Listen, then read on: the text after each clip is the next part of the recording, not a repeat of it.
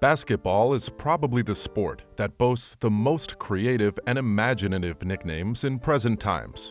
From Air Jordan, King James, and even Magic Johnson, here's a list of some of the most crazy NBA player nicknames that add excitement to the game and have made these basketball legends even more iconic. Let's start off with Magic, Earvin Johnson. This one goes back to when the player was a high school basketball player. The 15-year-old's performance, in which he scored 36 points, grabbed 16 rebounds, and gave out 16 passes, reportedly impressed a sports writer so much that he gave him the nickname Magic. In fact, over the course of his long and successful career as a point guard, a lot of people came to think that it was the right name for him. And even now, fans continue to call him Magic, which solidifies his position as a true icon in the sport. Human highlight reel, Dominique Wilkins. This guy was a great scorer who could literally put the ball in the basket from anywhere on the court. And with a career total of 26,668 points, making 7 All-NBA teams, he was the first player to regularly dunk like he was in a dunk contest. And this nickname could not have been any more accurate. The Iceman, George Gervin. Obviously, the coolest nickname goes to the coolest man in NBA history. And it looks like he got it because he didn't sweat much during games, all the while his opponents would be busy collecting buckets of it. What a lucky guy. Plus, he used to be an amazing sprinter whose best move was a finger roll layup that was smooth as silk. Pistol Pete, Pete Maravich. Turns out he got this name from back when he was in high school and shot the ball from his hip because he was so small. He was probably playing with kids much older than him at the time. Maravich was the first person to teach the basics of dribbling. He called it basketball homework. Even though Maravich had great numbers in the ABA and NBA, good enough to get him into the Hall of Fame, his career was hurt by bad luck, bad teams, and unfortunately, health problems. Air Jordan, Michael Jordan. Of course, the one and only. He had multiple nicknames like Mike, MJ, and his airness, but Air Jordan was the best of them. Why? Because he used to spend most of his time in the air, obviously.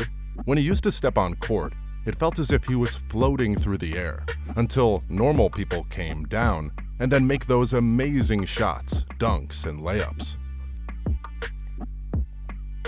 Dr. J, Julius Erving. He got it from a friend of his back in high school, and after that it just sort of stuck with him throughout his life. It's actually perfect, considering what he plays like when he's on the court. A surgeon who worked with unrivaled skill and accuracy. The Mailman, Karl Malone. As we say, this guy always delivered. In fact, he played in almost every game from 1987 to 2003, with an average of 26 points per game, 10.3 rebounds per game, and 37.7 minutes per game. The irony of this nickname was that Scottie Pippen famously told him, "Mailman doesn't deliver on Sundays," right before Karl Malone shot the winning free throws in Game 1 of the 1997 NBA Finals. Malone then missed both of his free throws, and Michael Jordan hit a shot at the end to win the game and break a tie. The Admiral, David Robinson. The player became famous for growing from 6 feet 6 inches to 7 feet 1 inch while he was at the Naval Academy. He went from being a good player in college to becoming the absolute best. And not only that, he went on to become an NBA MVP, got picked for an All-NBA team 10 times, won 2 championships, and even made it to the Hall of Fame. So yep, that means he's by far the most well-known Navy athlete, and calling him the Admiral, aka the name of the leader of a naval squadron, made perfect sense. King James, LeBron James. Of course, being the best player in the NBA for a ridiculously long time has its perks. like being called King for starters. So while there are a whole lot of other nicknames dedicated to him, this one sure seems to stick the most. Black Mamba, Kobe Bryant. Did you know he gave himself this nickname? At first, fans weren't super receptive to it, but after a while it seemed too good to pass up. His work ethic was renowned, and he was as quick and accurate as his name, Deadly Snake, would suggest in his footwork, moves, attacking angles, etc. The Dream, Hakeem Olajuwon. A big man who dominated on both ends of the game by using both strength and skill. It's crazy how he's stopped more shots than anyone else in NBA history. He's made 15-foot jump shots from far away, run the court, score in the low post, make his opponent look like a fool when his shot is 12 rows up in the stands, and do all of this with a smile on his face. No wonder he's called the Dream. The Worm, Dennis Rodman.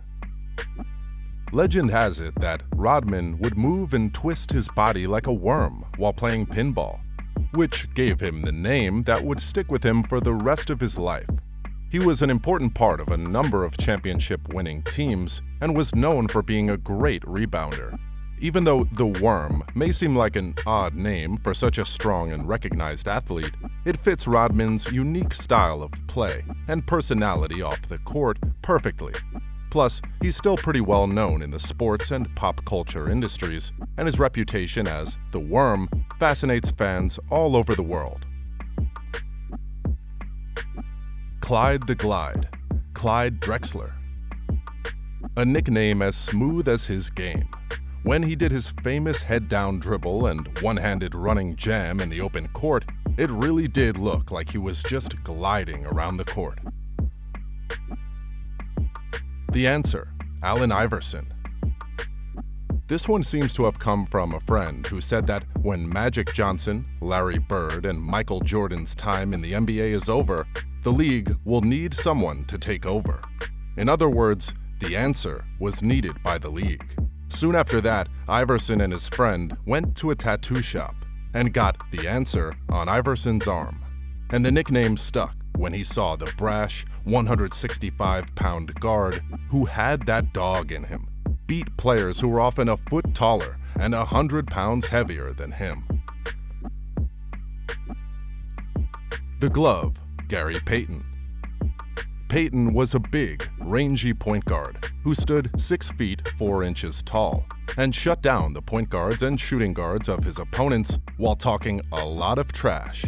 His cousin told him that he was locking up his opponents like a baseball glove holding a ball, after he blocked the Suns' star guard, Kevin Johnson, in a big game. After that, the great point guard who was famous for his defense became known as the Glove.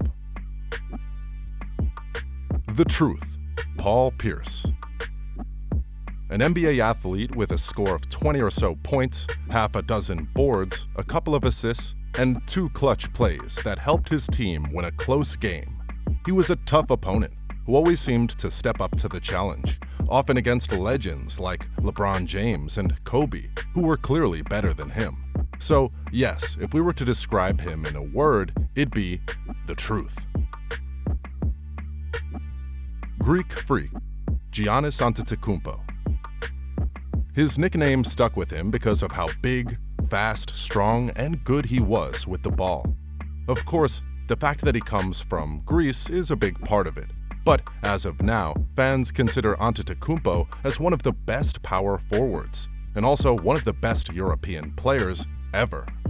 Also, it's interesting to learn that the player is not only proud of his Greek roots, but also of his Nigerian ones. And his story shows how important it is to be proud of who you are and where you come from while reaching world success. Uncle Drew, Kyrie Irving. Kyrie Irving's most famous nickname comes from an amazing series of Pepsi ads in which he dressed up as an old man named Uncle Drew and beat opponents in a street ball game who didn't expect it. There was even a movie about Uncle Drew because the ad and the character were so good. Since then, his career has been like a roller coaster, but he's also gotten a funny new nickname, World B Flat. This is because of his crazy flat Earth idea. Last but not least, we've got White Chocolate, Jason Williams. An excellent point guard and a great entertainer, especially during his first 3 years with the Kings.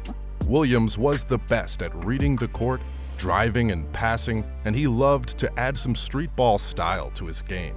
Unfortunately for him, the Kings were ready to compete before he was ready to be the steady point guard they needed in the early 2000s. And after his 3rd season, he was traded to the rebuilding Memphis Grizzlies for Mike Bibby, and he didn't make it to the Miami Heat until he was in his early 30s.